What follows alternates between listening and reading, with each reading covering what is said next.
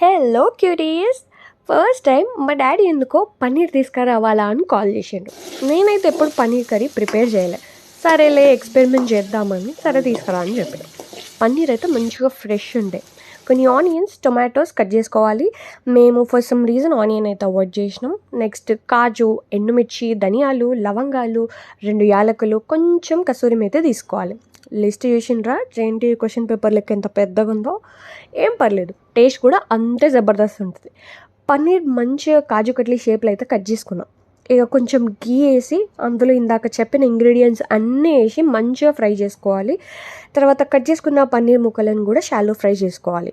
పైన ఫ్రై చేసుకున్న ఇంగ్రీడియంట్స్ని కొంచెం మీ టేస్ట్కి తగినంత సాల్ట్ వేసుకొని గ్రైండ్ చేసుకోవాలి. మర్చిపోకండి, టొమాటోస్, ఆనియన్స్ కూడా వీటితో పాటు గ్రైండ్ చేసుకోవాలి. ఇక ఆ గ్రేవీ అంతా ఆయిల్ వేసి కొంచెం సేపు ఉడకనివ్వాలి. గ్రేవీ అంతా జిల్లుతుంది, ఏం టెన్షన్ పడకండి, మీడియం ఫ్లేమ్లో పెట్టుకోండి.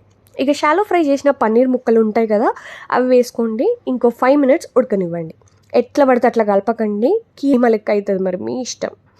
ఇక లాస్ట్లో కొంచెం కసూరి మీద వేసుకోండి. టేస్ట్ అయితే సూపర్ వస్తుంది.